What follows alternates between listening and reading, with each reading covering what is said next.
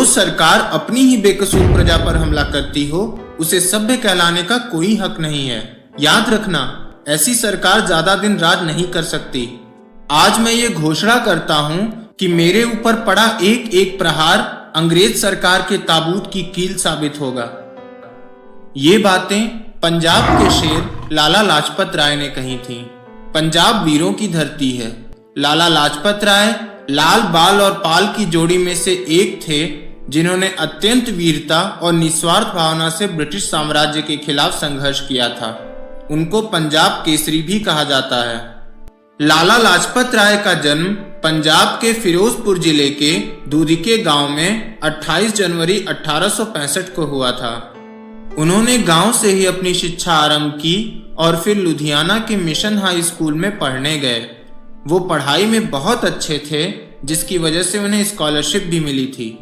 बाद में उन्होंने वकालत की शिक्षा पूरी की और हिसार में प्रैक्टिस करना शुरू कर दिए। वो स्वभाव से ही बड़े भावुक और सामाजिक रूप से जागरूक थे।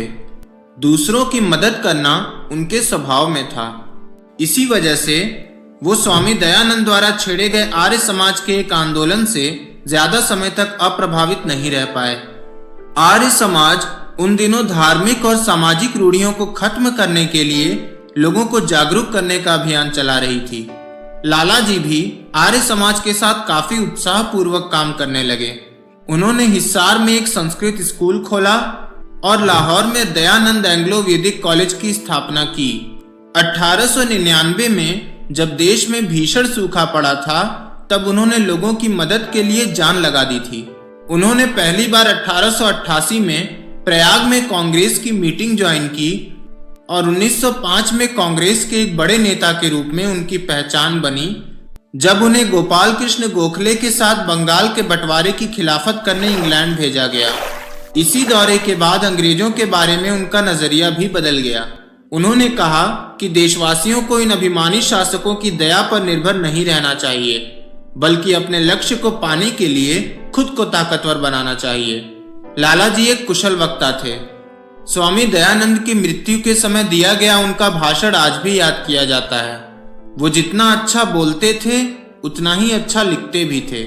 उन्होंने एक मंथली अखबार यंग इंडिया का प्रकाशन शुरू किया और self determination for India, unhappy India और इंग्लैंड्स डेब्ट टू इंडिया जैसी किताबें भी लिखी। वो हमेशा से गरीबों के मददगार थे और कैपिटलिज्म यानी पूंजीवाद और आर्थिक शोषण के खिलाफ थे। वो इंडियन ट्रेड यूनियन कांग्रेस के पहले प्रेसिडेंट थे। उन्होंने कॉलोनाइजेशन बिल का भी विरोध किया था, जिसके अनुसार अगर किसी इंसान का कोई वारिस ना हो तो उसकी संपत्ति सरकारी हो जाने का नियम बनाया जाना था। इसके लिए उन्हें 6 महीने के लिए बाहर रहने की सजा भी दी गई थी। दोस्तों, उन्हें अपनी देशभक्ति के लिए बहुत सारी दिक्कतें उठानी पड़ी और कई बार जेल भी जाना पड़ा।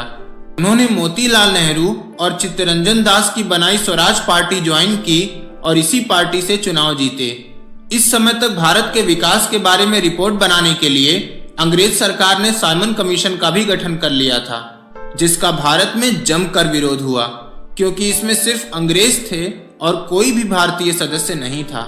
दोस्तों, लाला लाजपत राय भी इसके विरोध में थे और 30 अक्टूबर 1928 को जब साइमन कमीशन लाहौर पहुंचा तो लाला जी की अगुवाई में इसका विरोध हुआ। इस विरोध को गैर कानूनी घोषित कर दिया गया और पुलिस ने भीड़ भगाने के लिए लाठी चार्ज भी किया। एक ब्रिटिश ऑफिसर साउंडर्स ने लाला जी को बहुत मारा, जिसकी वजह से वो बहुत घायल हो गए। बाद में 17 नवंबर 1928 को लाला जी ने आखिरी सांस ली। उनकी मौत का शोक देश भर में फैल गया और महात्मा गांधी ने कहा कि जब तक सूरज भारत के आसमान में चमक रहा है, लाला जी नहीं मर सकते। लाला जी ने जवानी से ही देश की सेवा की है। लाला जी को अपनी देशभक्ति और साहस के लिए हमेशा याद किया जाएगा। आपको ये वीडियो कैसी लगी, कमेंट करके हमें बताएं। अगर आपको ये वीडियो पसंद आई तो प्लीज लाइक करें। दोस्तों, हम आपके लिए ऐसे ही और वीडियोस लाते रहेंगे।